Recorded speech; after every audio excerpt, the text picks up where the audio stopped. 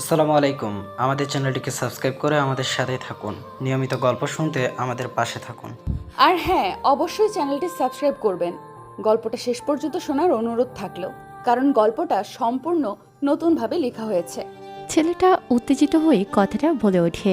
পায়ের ওপর পা রেখে জ্বলন্ত সিগারেট একের পর এক টেনে চলেছে আগন্তুকটা। পরিবেশটা বেশ শান্ত, নিঝুম রাত, নিস্তব্ধ পরিবেশ, আকাশের চাঁদ, মাথার উপর হাজারো তারা, নীল আকাশ। পরিবেশটা খোলামেলা, বেশ ভয়ঙ্কর, তবে পরিবেশটা অনেক শান্ত।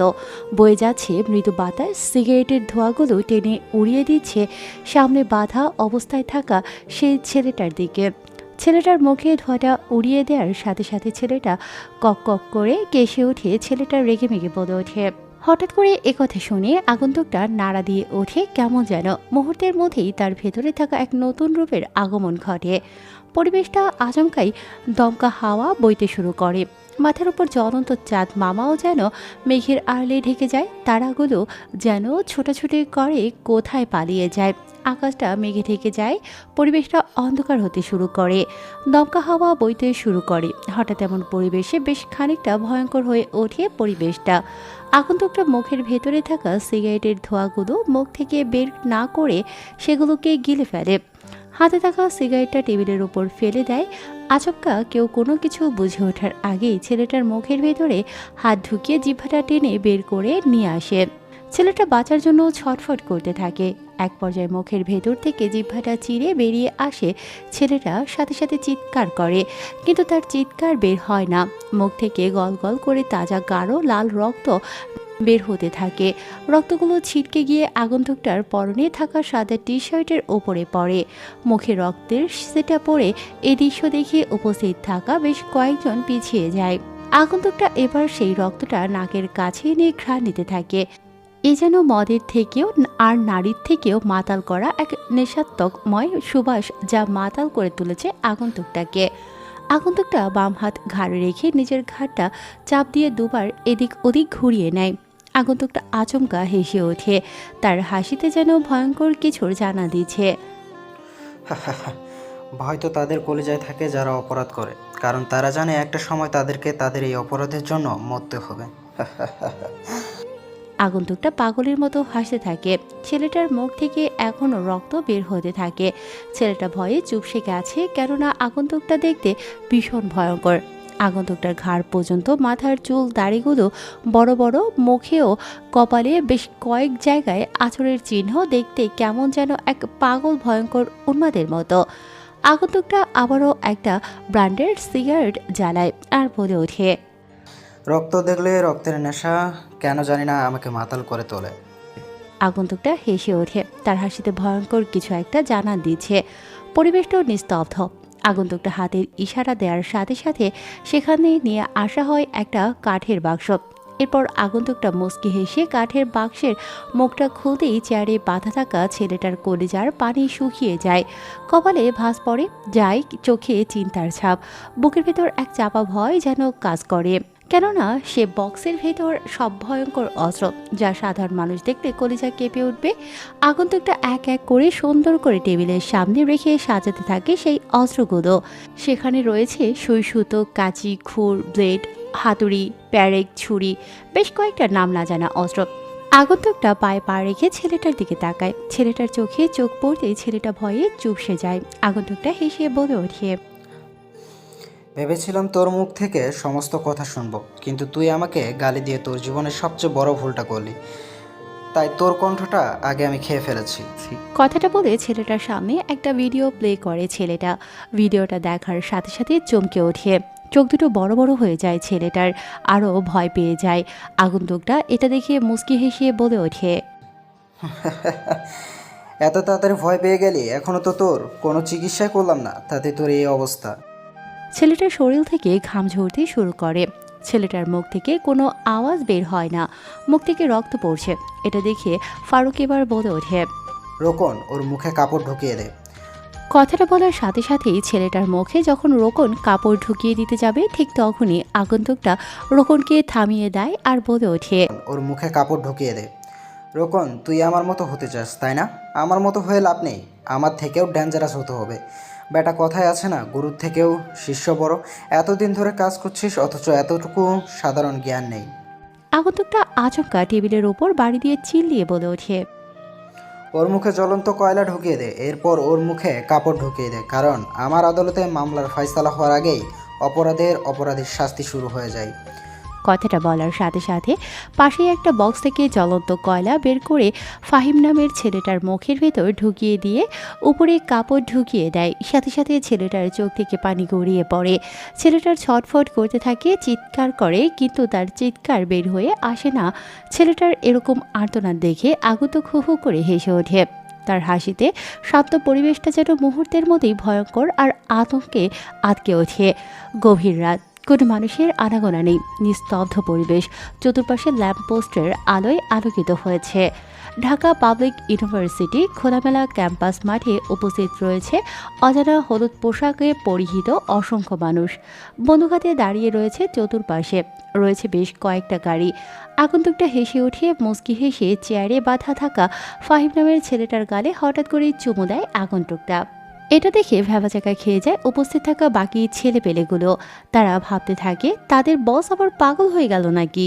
ছেলেগুলো একে অপরের দিকে তাকাতে থাকে, কারণ তারা জানে বসের মাথায় যখন রক্ত উঠে যায় তখন পরিবেশটা গরম হয়ে ওঠে। আগন্তুকটা একটা প্রেমের গান লাগিয়ে দিয়ে মনের সুখে সামনে থাকা সুইয়ের ভেতর দিয়ে সুতা ঢুকিয়ে ছেলেটার দুই ঠোঁট সেলাই করতে থাকে। ক্যাচ ক্যাচ ক্যাচ ক্যাচ করে ছেলেটার দুই ঠোঁট সেলাই করে দেয়। ছেলেটা চেয়ারে ছটফট করতে থাকে, পা দুটো গলাকাটা মুরগির মতো ছটফট করতে থাকে। এটা দেখে পাশে থাকা উপস্থিত বেশ কয়েকজন ছেলে এসে ছেলেটাকে চেপে ধরে, সাথে চ্যাটা। আগন্তুকটা মনের সুখে গান গাইছে আর তার ঠোঁট দুটোকে সেলাই করে দিচ্ছে। এক পর্যায়ে আগন্তুকটা হেসে ওঠে। আগন্তুকটার চোখে মুখে লাল রঙের আবরণ ফুটে উঠেছে। আগন্তুকটা হঠাৎ করেই ফাহিম নামের ছেলেটার গলা চেপে ধরে বলে ওঠে, তুই হয়তো জানিস না, এই ফারুক যাকে চায় তাকে জায়গায় খেয়ে ফেলে। তোর কলিজা হয় কি করে?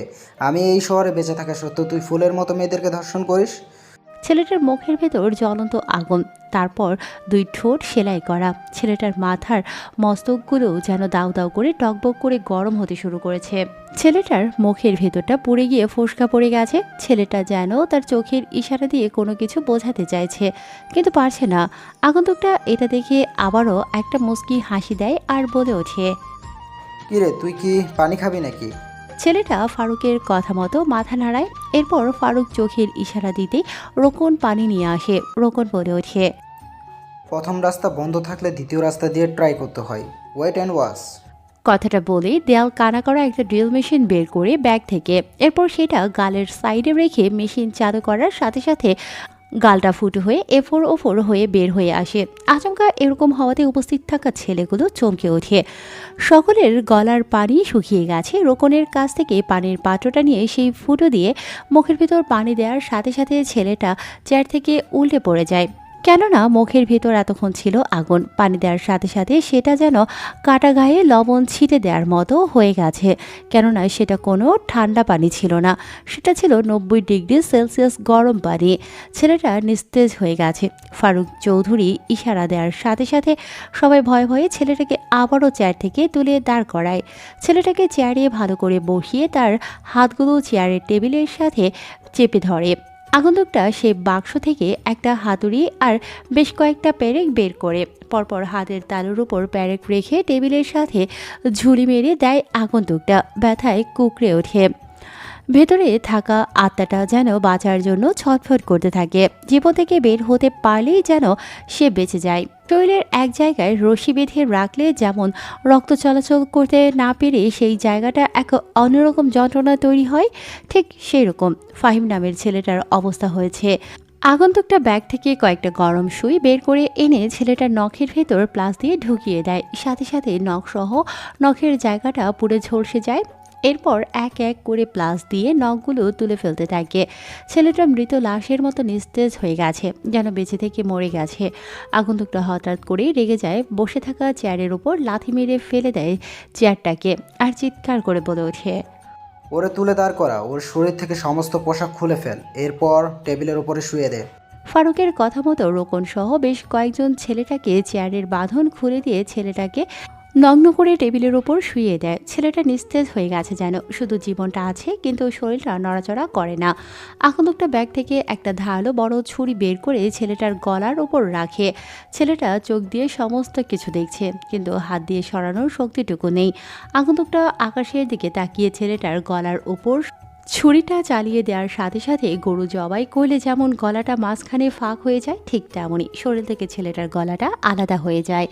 মাথাটা টেবিলের ওপর থেকে পড়ে গিয়ে শীতে ভরা খোলা আকাশের নিচে সেই সবুজ ঘাসে লাফালাফি করতে থাকে। টেবিলের ওপর দেহটা ছটফট করতে থাকে, গলগল করে রক্ত বের হতে থাকে। আগন্তুকটার সাদা রঙের টি শার্টটা লাল রঙে রঙিন হয়ে ওঠে। আগন্তুক বলে ওঠে, রোকন, মালটার লজ্জাস্থান কেটে রাস্তার কুকুরদেরকে খাওয়াবি আর ভার্সিটির গেটের সামনে ঝুলিয়ে রাখবি উল্টো করে। কথাটা বলে আগন্তুকটা গাড়ির দিকে যেতে থাকে। হলুদ পোশাকে পরিহিত মানুষগুলো আগন্তুকটার পেছনে বন্দুক হাতে এগোতে থাকে। একজন গিয়ে গাড়ির দরজা খুলে দেওয়ার সাথে সাথে আগন্তুকটা দামি সেই গাড়ির ভিতর ঢুকে পড়ে। এরপর যেতে থাকে ভার্সিটির গেট থেকে বের হয়ে নিজ অজানা গন্তব্যের উদ্দেশ্যে। এতক্ষণ কি হলো এই ভার্সিটিতে কেউ বুঝতে পারলেন না, তাই তো? গল্পের সাথে থাকুন, গল্পটা নতুন আর হ্যাঁ, কারণ এখানে এখন থেকে নিয়মিত নতুন গল্প দেয়া হবে। আপনাদের একটা সাপোর্টে আমাদের নতুন গল্প দিতে আগ্রহ বাড়ায়। গল্পে যদি ভয়েস আর্টিস্টরাই সব হতো তাহলে নতুন গল্প দেওয়ার প্রয়োজন হতো না। তাই গল্পে মেন পার্টে কে কোন চরিত্রে পাঠ করলো সেটা দেখার বিষয় না, গল্পটা ভালো হয়েছে কিনা বা গল্পটা নতুন কিনা এটা বড় বিষয়। কারণ নতুন গল্প মানে নতুন ধামাকা আর নতুন এক চমক। তাই নতুন গল্পটি শুনতে হলে আমাদের চ্যানেলটিকে সাবস্ক্রাইব অবশ্যই করবেন। ফারুকের কথা মতো রোকন ছেলেটার লজ্জাস্থান কেটে ভার্সিটির গেটের সামনে ঝুলিয়ে দেয়। এরপর আরও পাঁচটা গাড়ি ভার্সিটি থেকে বের হয়ে যায়। রাত প্রায় শেষের দিকে, দেখতে দেখতে রাত শেষ হয়ে সকাল হয়েছে। ব্যস্ত শহরের মানুষগুলো প্রতিদিনের মতো নিজেদের কর্মসংস্থান আর জীবিকা নির্বাহের জন্য এক শহর থেকে অন্য শহরে আবারও যাত্রা শুরু করেছে। ছাত্রছাত্রীগুলো বিভিন্ন ভার্সিটি এবং ক্যাম্পাসের উদ্দেশ্যে বাসা থেকে বের হয়েছে। শহরের মাঝখানে পাবলিক ইউনিভার্সিটির সামনে কয়েকশো মানুষের ঢল পড়েছে। সবাই দূর থেকে দাঁড়িয়ে তাকিয়ে আছে মাথাবিহীন ঝুলন্ত সেই লাশটার দিকে। সাংবাদিকরা এসেছে, সবাই নিউজ করতে থাকে, এসেছে পুলিশ প্রশাসন। পরিবেশটা কেমন যেন এক গরম হয়ে উঠেছে। সাংবাদিকগুলো বলে ওঠে, খবরটা মুহূর্তের মধ্যে নেট দুনিয়ায় ছড়িয়ে পড়ে, ভাইরাল হয়ে যায়। মুহূর্তের মধ্যেই উপস্থিত হয়েছেন অসংখ্য ছাত্রছাত্রী সহ সাধারণত জনতা। পুলিশ লাশটাকে পাঠিয়ে দেয় ফরেন্সিক ল্যাবরেটরিতে। মাথাটাও খুঁজে পাওয়া গেছে। পুলিশ এবার সাংবাদিকদের সামনে এসে বলে ওঠে, আমরা লাশটাকে ফরেন্স ল্যাবরেটরিতে পাঠিয়েছি, লাশের মাথাটা পাওয়া গেছে। ছেলেটার পরিচয় জানতে পেরেছি। ছেলেটা হচ্ছে আন্ডারওয়ার্ল্ডের সিক্রেট মাফিয়া গ্যাংস্টার দলের মধ্যে একজন সদস্য। আর আমরা মনে করি হয়তো কোনো একটা গ্যাংস্টার প্রতিশোধ নেওয়ার জন্য কিংবা কোনো কিছু একটার কারণে হয়তো মেরে ফেলেছে। আমরা তদন্ত করে যেটা জানতে পারবো সেটা আপনাদেরকে জানিয়ে দিব। পুলিশের আর কোনো কথা না বলে সে জায়গা ত্যাগ করে সাথে ভার্সিটির মাঠ পরিষ্কার করার জন্য ফায়ার সার্ভিস নিয়ে আসা হয়েছে। ফায়ার সার্ভিসে এসে পুরো মাঠটাকে ক্লিন করতে থাকে। পরিবেশটা ধীরে ধীরে শান্ত হতে শুরু করেছে। ব্যস্ত শহরের মানুষগুলো আবারও ব্যস্ত হয়ে পড়েছে, নিজেদের কর্মসংস্থান নিয়ে চায়ের দোকানে আড্ডা দিচ্ছে সাধারণ মানুষ। আর আজকের খবরটা পেপারে বেরিয়েছে। সাধারণ মানুষ বলে ওঠে, চায়ের দোকানে শত শত মানুষ আড্ডা দিচ্ছে। ভার্সিটি আজকে বন্ধ দেওয়া হয়েছে, কেননা ভার্সিটির পরিবেশ অনেকটাই আতঙ্কে ছড়িয়ে পড়েছে। চায়ের দোকানে আড্ডা দিচ্ছে বেশ কয়েকজন ট্যাক্সি চালক সাথে সাধারণ মানুষ। এমন সময় সেখানে একটি ট্যাক্সি এসে থামে। ট্যাক্সির ভেতর থেকে বের হয়ে আসে একজন সুঠামদেহী হ্যান্ডসাম ছেলে। ছেলেটা দেখতে বেশ স্মার্ট, অনেক সুন্দর একটা ছেলে। ছেলেটা গাড়ির ভেতর থেকে বের হয়ে এসে চায়ের দোকানের সামনে গিয়ে দাঁড়াতেই আমজাদ চাচা বলে ওঠেন, জি চাচা, একটা ভাড়া ছিল তো, প্যাসেঞ্জার নামিয়ে দিয়ে আসলাম। না তো চাচা, কি হয়েছে? কোনো কিছু হয়েছে? কি যে বলো না চাচা, আমরা গরিব মানুষ, আমাদেরকে মারবে, আমাদের নুন আনতে পান্তা ফুরিয়ে যায়। তারা বেশ কয়েকজন কথা বলছে। ঠিক সে সময় কয়েকজন ছেলে এসে দোকানে হঠাৎ করে ভাঙচুর শুরু করে আর বলে ওঠে, কালকে থেকে আমাদেরকে চাঁদা দিবি, নয়তো তোর এই দোকান আর কোনোদিন খুলতে পারবি না। এখানে দোকান করতে হলে আমাদেরকে চাঁদা দিতে হবে। ফারুক সহ সবাই সবটা দাঁড়িয়ে দেখছে। ছেলেগুলোর হাতে বেশ দামি দামি অস্ত্র রেখে AK-47 এবং কয়েকটা ছুরি বেশ কয়েকজন এসেছে। এটা দেখে আকবর চাচা বলে ওঠে, চুপ কর বেটা বুড়ো, নইলে জায়গায় মাথাটা ফেলে দিব। তুই জানিস না তুই কার সঙ্গে কথা বলছিস? এটা রাশেদ ভাইয়ের অর্ডার আছে, কালকে থেকে তোদের সবাইকে টাকা দিতে হবে। কথাটা বলে ছেলেগুলো সেখান থেকে চলে যায়। আকবর চাচা মাথায় হাত দিয়ে বসে পড়ে আর বলে ওঠে, চাচা কেঁদো না, ওরা একদিন ঠিক শাস্তি পাবে, ওদেরকে শাস্তি পেতেই হবে। হঠাৎ করে ফারুকের পকেটে থাকা বাটন ফোনটা টুনটুন শব্দে বেজে ওঠে। পকেট থেকে ফোনটা বের করে ফোনের স্ক্রিনে তাকিয়ে দেখতে পায় একটা মেসেজ এসেছে। মেসেজটা পড়ে আবারও পকেটে ফোনটা রেখে দেয়। তারপর সবাইকে সেখানে সান্ত্বনা দিয়ে ফারুক ট্যাক্সি নিয়ে বেরিয়ে পড়ে ভাড়া মারার জন্য। দেখতে দেখতে সময়টা পার হতে থাকে। বিকেল হয়েছে। ট্যাক্সি নিয়ে ফারুক চলে আসে গ্যারেজে। তারপর ট্যাক্সি গ্যারেজে রেখে দেয়। এটা দেখে গ্যারেজের মালিক রহমত চাচা বলে ওঠে, না চাচা, একটু কাজ আছে। ও আচ্ছা, যা হাত মুখ ধুইয়ে এরপর একটু বিশ্রাম নে। ঠিক আছে। এরপর ফারুক রহমত চাচার কথা মতো ফ্রেশ হয়ে বিশ্রাম নিতে যায়। ফারুক এই গ্যারেজেই থাকে। ফারুক যেদিন প্রথম এই শহরে এসেছিল সেদিন তাকে ঠাঁই দেওয়ার মতো কেউ ছিল না। সেদিন এই রহমত চাচা তাকে ঠাঁই দিয়েছিল। সেদিন যদি এই রহমত চাচা না থাকতো তাহলে ফারুক আজকে এই শহরে টিকে থাকতে পারতো না। কারণ এই শহরে টিকে থাকতে টাকা লাগে, দম লাগে, সাহস লাগে। কারণ এই শহরের মানুষগুলো পাথরের মতো, চোখের সামনে কেউ মরে গেলেও চোখ তুলে তাকাবে না, বরং পাশ এড়িয়ে চলে যাবে। শহরের মানুষগুলো দিন দিন মূর্তি হয়ে যাচ্ছে। কেউ কারো বিপদে এগিয়ে আসে না, বরং বিপদে ফেলতে পারলেই বরং তারা বাঁচে। দেখতে দেখতে সন্ধ্যা হয়েছে। সন্ধ্যায় ফারুক একটু বের হয়েছে। রাস্তার সাইডে ফারুক একা অন্যমনস্ক হয়ে হেঁটে যেতে থাকে। হঠাৎ করে ফাঁকা রাস্তার মাঝখানে একটা দামি কালো গাড়ি এসে থামে। ফারুক এদিক ওদিক তাকিয়ে সেই গাড়ির ভিতর ঢুকে পড়ে। গাড়িটা মুহূর্তের মধ্যেই সবার চোখের অগোচরে চলে যায়।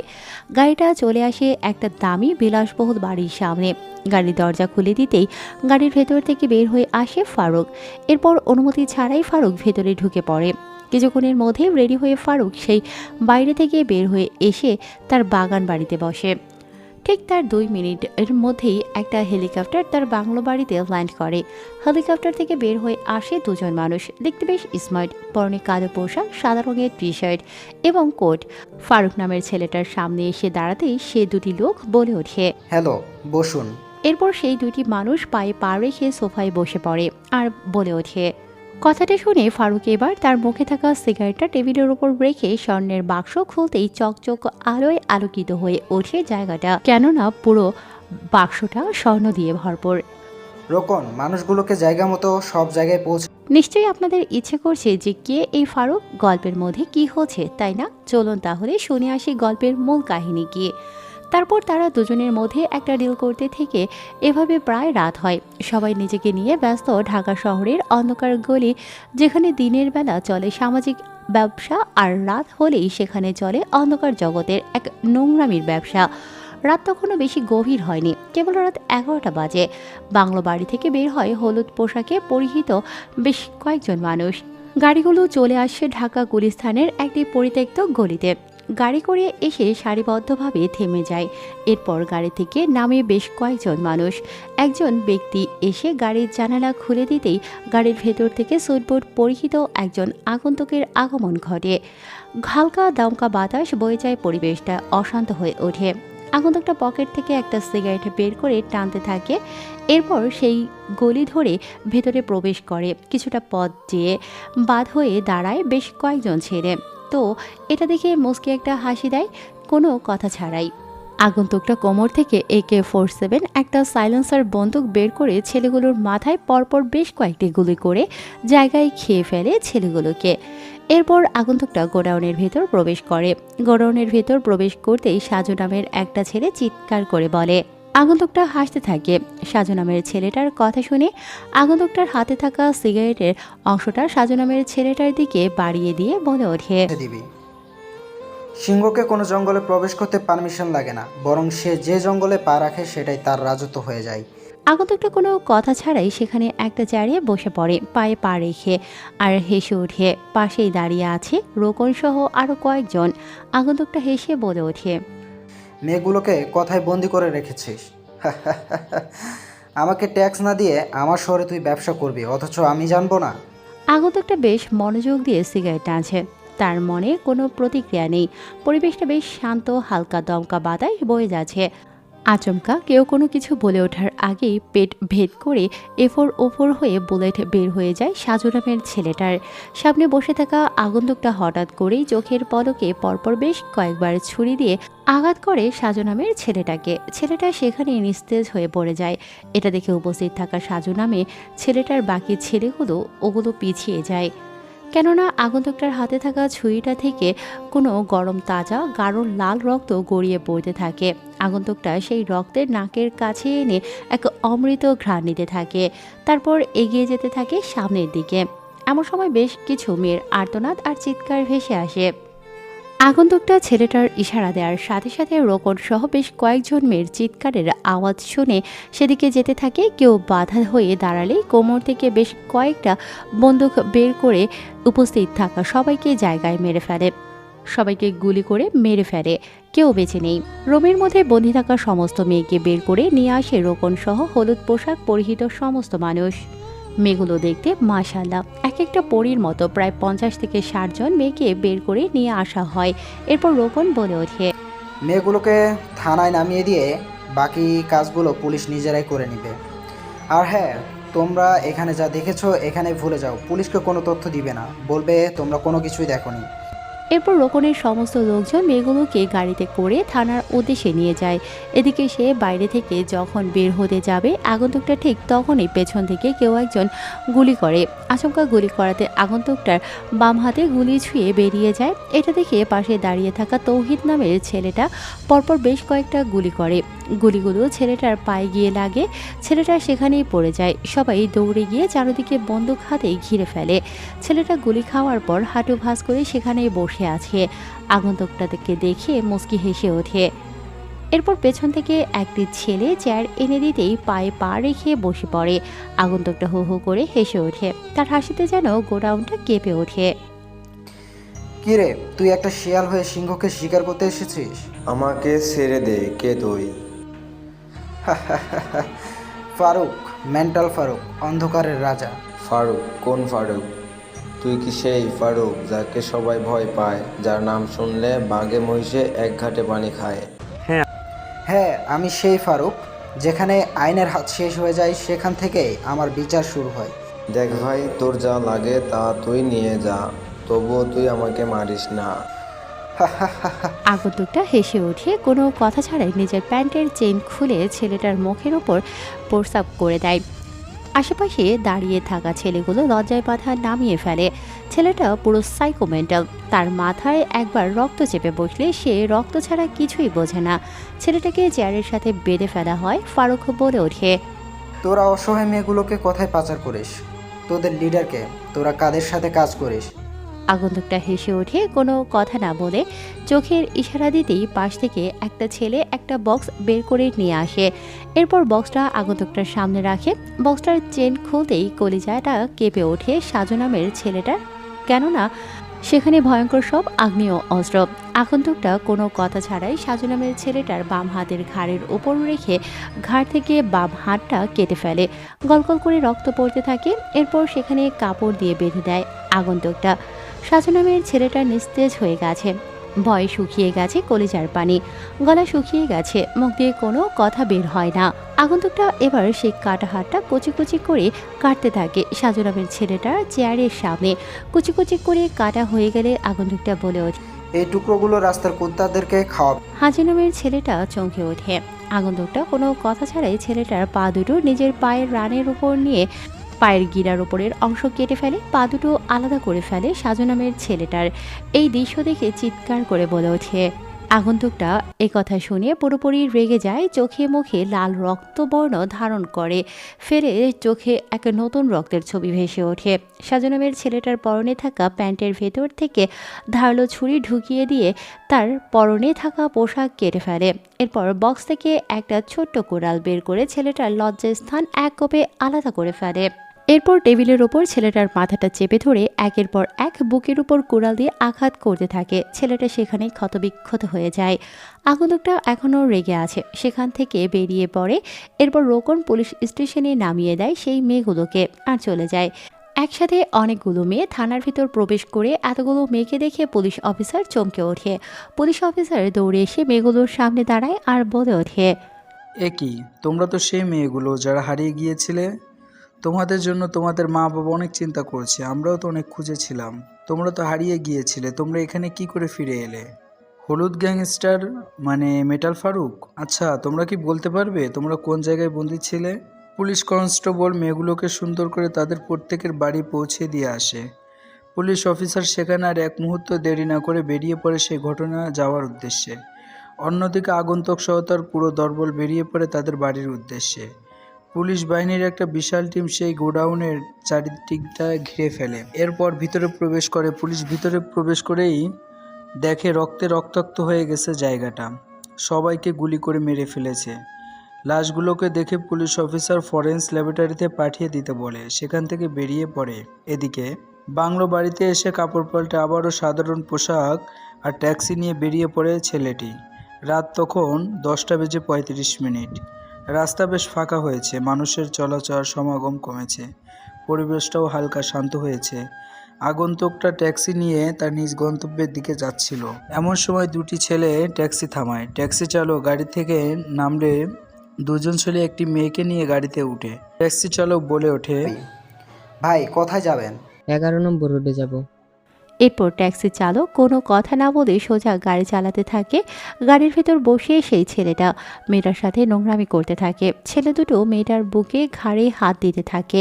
সব কিছু গাড়ির লুকিং গ্লাসে দেখছে ছেলেটা। এটা দেখে ছেলেটা গাড়ি থামায়। এটা দেখে পেছনে ছেলেগুলো বলে ওঠে, কিরে বেটা, তুই গাড়ি থামালি কেন? গাড়ি সোজা চালাতে থাক। ভাই আমার গাড়িতে ওই সব করা যাবে না, আমার গাড়ি থেকে নামুন না হলে। এই তুই চিনিস আমাদেরকে? কুত্তার বাচ্চা, তোর সাহস হয় কি করে তুই আমাদেরকে গাড়ি থেকে নামতে বলিস? জায়গায় খেয়ে ফেলবো।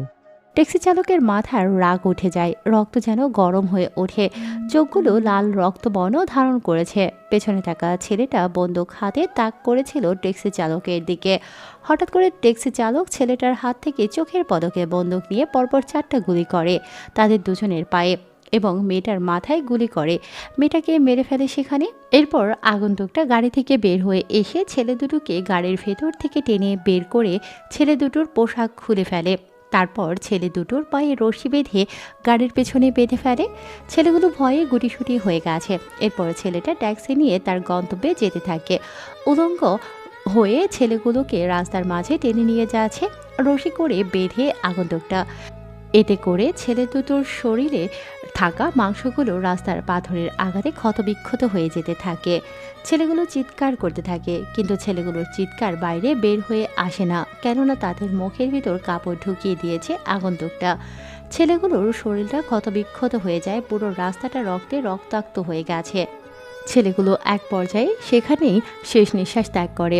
আগন্তুকটা চৌরাস্তার মোড়ে গাড়ি ব্রেক করে, ছেলেগুলোর বাঁধন খুলে দেয়, ছেলেগুলো জায়গায় মারা যায়। এরপর আগন্তুকটা সেখান থেকে চলে আসে, গ্যারেজে এসে গাড়ি পার্কিং করে। যখন চলে যেতে নেবে তখন রহমত চাচা বলে ওঠে, ফারুক তুই এসেছিস? যা ফ্রেশ হয়ে আয়, একসাথে খেয়ে নিব। ঠিক আছে চাচা। এরপর ফ্রেশ হয়ে খেতে আসে। দুজনেই খেতে থাকে। খেতে খেতে দুজনেই গল্প করতে থাকে। এক পর্যায়ে রহমত চাচা বলে ওঠে, ফারুক তুই কিন্তু এখনো আমাকে বললি না তোর বাবা কি? তুই কেনই বা সেদিন বাড়ি থেকে চলে এসেছিল? এই কথা শুনে ফারুকের মুখে খাবার আটকে যায়। অনেক দিন হয়ে গেল বাড়ির কথা মনে পড়ছে। কতদিন হয়ে গেল তার মায়ের সাথে কথা হয়নি। কত স্মৃতি জুড়ে রয়েছে তার এই অতীতের শহরে। এই শহরে এসেছিল ভালো মানুষ হতে, কিন্তু ভালো মানুষ আর হতে পারল কোথায়? বরং আগের শহর যা তাকে দিতে পারেনি, এই শহরে তা সে পেয়েছে। তার চোখে এক ফোঁটা অশ্রু। এটা দেখে রহমত চাচা বলে ওঠে, কি রে ফারুক, কি হলো? তুই কাঁদছিস কেন? বাড়ির কথা মনে পড়েছে? তুই বাড়ি ফিরে যা। না চাচা, সে রাস্তা আমার জন্য বন্ধ। কেন, কি হয়েছে তোর সাথে? সবটা আমাকে খুলে বল। তোর এই শহরে আসার আজকে প্রায় 1.5 বছর হতে চলল, কিন্তু তুই আমাকে এখনো বলিসনি কি হয়েছিল তোর সাথে। আপনাদের নিশ্চয়ই জানার ইচ্ছে করছে কে এই ফারুক, কী তার পরিচয়, কেনই বা সে ট্যাক্সি চালাচ্ছে আর রাতের আধারে মানুষ হত্যা করছে। সে এত কোটিপতি হওয়ার সত্ত্বেও কেন লাক্সারি গাড়ি ছেড়ে সাধারণ একজন ট্যাক্সি চালক হয়ে সমাজে বেঁচে আছে? কী তার পরিচয়, কে তার বাবা মা? অবশ্যই আমাদের গল্পের শুরু থেকে শেষ পর্যন্ত থাকলে জানতে পারবেন। তার আগে আমাদের এই চ্যানেলটিকে সাবস্ক্রাইব করে আমাদের সাথেই থাকুন। আর হ্যাঁ, আমাদের আপলোড করা হয়। যদি আপনারা কেউ আপনাদের জীবন কাহিনী কিংবা নিজের গল্প লিখে দিতে চান তাহলে অবশ্যই আপনাদের লেখা গল্প আমাদের এই চ্যানেলে আমরা প্রকাশিত করব। নিজেদের প্রতিভা এবং ইচ্ছে শক্তি তুলে ধরতে চাইলে আমাদের হোয়াটসঅ্যাপ নম্বরে যোগাযোগ করুন দ্রুত এবং আপনার লেখা গল্পটি আমাদের এই চ্যানেলে প্রকাশিত করুন। ধন্যবাদ সবাইকে। ফারুক এবার অতীতে ডুব দেয়।